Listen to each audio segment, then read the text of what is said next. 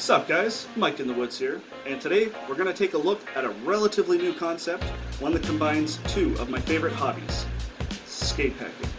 The last few years have seen an absolute explosion in the popularity of portable electric vehicles. Things like electric skateboards, electric scooters, electric bicycles, and electric unicycles. And these vehicles are no joke either, being able to do upwards of 30 kilometers an hour and go for over 30 kilometers on a single charge. This opens up a whole new list of possibilities for cross-country exploration, making backpacking and bikepacking trips much more accessible. In this video, I'm going to delve a little further into the idea, so grab a drink, pull up a seat, and let's get into it. But real quick, before I do, be sure to hit the like button, hit subscribe, and leave a comment down below to appease the YouTube algorithm overlords.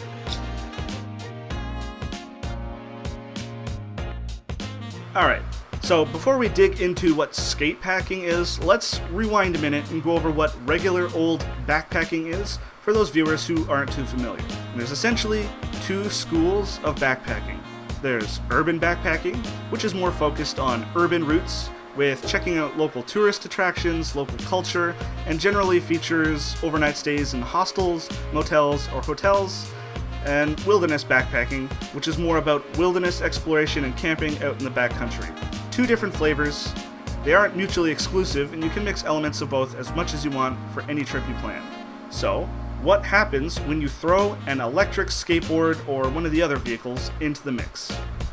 What you get is a completely different experience. It takes away a lot of the physical effort involved and gives you more time to go and explore the various tourist attractions, points of interest, and local culture. It's great for those who want to mix things up a bit or are otherwise unable to exert the physical effort required to go backpacking or bikepacking. So before we continue, let's talk about the big elephant in the room, charging and range. These portable vehicles only have a fixed range, and that could vary wildly depending on your weight, the terrain, and even what temperature it is outside. You can mitigate this a bit by having an extra battery or two, but you should absolutely make sure you fully understand your vehicle's range prior to planning a skatepacking trip. The vehicles are generally light enough to maneuver once they run out of power, so it's not too much of a concern if you run out of juice, just as long as you're prepared for it. When it comes to charging, any 110 volt outlet or your country's equivalent will be a good charging spot. Aside from the obvious, restaurants, coffee shops, malls, a lot of parks and some buildings have externally accessible outlets as well. With a quick charger, you should be able to fully charge 2 to 3 times a day. And with this in mind, you can cover probably more than 100 kilometers in a day, more if you have extra batteries, and obviously extra chargers to charge them simultaneously. Now, let's talk about something that affects everyone who uses these electric vehicles, range anxiety. Range anxiety is exactly what it sounds like, the ongoing concern that you'll have enough battery power to get to your next charging point. If you opt to take a skatepacking trip with an electric skateboard or any one of the other portable electric vehicles, your trip destinations and stopovers will be completely centered around wherever you can stop and charge. Each portable electric vehicle that you can get has a listed advertised range, but these ranges are generally very optimistic and for people of a specific weight going on the lowest speed mode. Plenty of things affect the range you can get off a single charge. Your weight, the temperature, the vehicle's efficiency, your speed, the terrain, and elevation, to name a few. To maximize your range, there's a few points you can keep in mind. First one is staying on the slowest speed setting will maximize your range. Now, it's obviously not a lot of fun to be crawling along at the lowest speed setting all the time, so try to leverage your distance between chargers with your speed setting. Second one, starting from a standstill is a good way to use a lot of juice. Overcoming inertia takes a lot of effort from the battery. Instead, from a standstill, try giving a good push start or quick few pedals before applying any acceleration. And the third thing, not only does the change in elevation affect your range, going up hills for instance, but the terrain itself really affects your range as well, especially for smaller wheeled vehicles like that of an electric skateboard. For the best results, you want to try and stay on smooth pavement as much as you can, understanding that when you can't, your range will take a hit from any off-road sections. Nothing wrong with that, just keep it in mind when planning your routes between charging points. Alright, so as alluded to before, in my opinion there's 4 main categories of portable electric vehicles.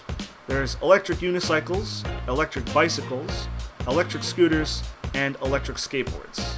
Each have unique advantages and disadvantages for traveling, so let's take a look at each one.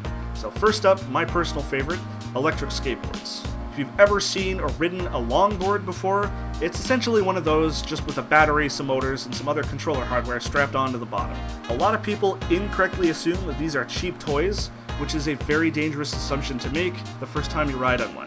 Remember that these things are capable of going up to and exceeding 50 kilometers an hour and as much range with the more expensive models. If you get a model with all-terrain wheels, you're set for most trails and roads you'll encounter at a cost to your range. If you opt for the normal street-style wheels, you'll have the benefit of further range, but you'll be a bit limited to pavement and very smooth and worn-down trails. Electric skateboards are moderately maneuverable when being carried, usually weighing in between 15 to 25 pounds, depending on the size and the battery weight. And these are very easy to bring inside and charge. Electric skateboards aren't without their downsides, however, as riding on these boards for a prolonged period of time really takes its toll on your legs and your feet especially. For long distance riding, I advise having some padded insoles. Electric skateboards are usually controlled with a single-handed wireless remote control that gives you the ability to accelerate and brake, reverse, and switch gears. Next up on the list are electric bicycles. These are the type that will be more immediately familiar to most of my viewers, as I'm sure everyone has ridden a bicycle at one point in their lives. All an electric bicycle is a normal bike with a motor on either the wheels or the center of the pedal system, and the battery is usually mounted to the seat pillar or the rear rack. With electric bikes, you can either pedal manually, preserving the battery for when you need it, use pedal assist mode, where the motor kicks in to help you pedal, or full motor mode, where the motor is doing all of the work. You can get pretty much any type of electric bicycle you need, from city commuter bikes to mountain bikes and everything in between. The strengths of electric bicycles are primarily that of comfort and range, and of the four portable electric vehicle types, bikes are probably the most comfortable to ride for long distances and offer the most range and terrain flexibility. Weakness-wise, electric bikes are easily the heaviest of the lot and probably awkward to bring inside to charge in certain locations. The powered modes on an electric bicycle are generally controlled with a handlebar-mounted throttle and/or screen that lets you switch between the various modes and accelerate. The third one we're going to take a look at, and probably the weirdest one on the list for you, the self-balancing electric unicycle. I think we both can agree that they're kind of funny looking. However, don't let its oddity fool you. These things are extremely capable electric vehicles. It's not uncommon for these things to have a range of 40 to 50 kilometers, and they have enough torque to go up any hill you want to throw at it. Electric unicycles are operated by a leaning forwards or backwards. Forwards engages forward drive, and rearward engages the brake and then reverse. These are self-balancing, but you'll still need a bit of skill to maneuver these bricks around. They easily have the sharpest skill curve of any of the four portable electric vehicle types on this list. The strengths of electric unicycles are the fact that it combines the great range of electric bikes with the portability of electric skateboards, but its biggest weakness is the skill required to operate it, as I mentioned. You'll definitely need some practice on it before you attempt anything crazy. And the last type on the list, electric scooters, and specifically I refer to the kick scooter type that you stand on. These scooters are generally relatively small and portable once folded up, and offer you a comfortable and stable standing riding experience. You can get models with more all-terrain wheels for more rough trail riding, but the size of the normal electric scooter wheels should be enough for light-duty trail riding.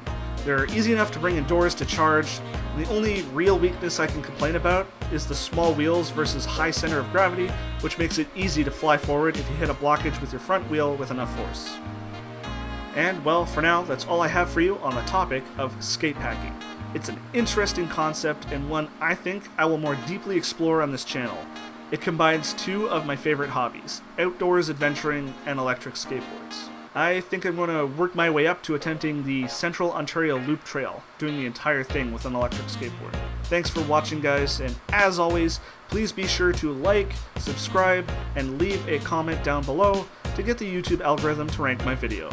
I'm on that grueling climb to 1,000 subscribers. I'll leave some Amazon affiliate links in the description below to some good starter portable electric vehicles, as well as some other backpacking and camping gear that I use. so be sure to check those out or any of the other links if you want to help out the channel. And before I close out, I do have one last announcement. I am a programmer by trade, and I'm working on an app for portable electric vehicles that will let users map out GPS coordinates of charging points. Coffee shops, external building outlets, anywhere you can find a 110 volt socket to charge your electric boards and bikes. It'll also let you plan routes, pointing out all of these charging points along the way. It aims to be a great companion to skatepackers and anyone else doing long distance traveling on a portable electric vehicle. It's basically the 110 volt equivalent of PlugShare. So stay tuned to the channel for development updates. And I'll see you next week, guys.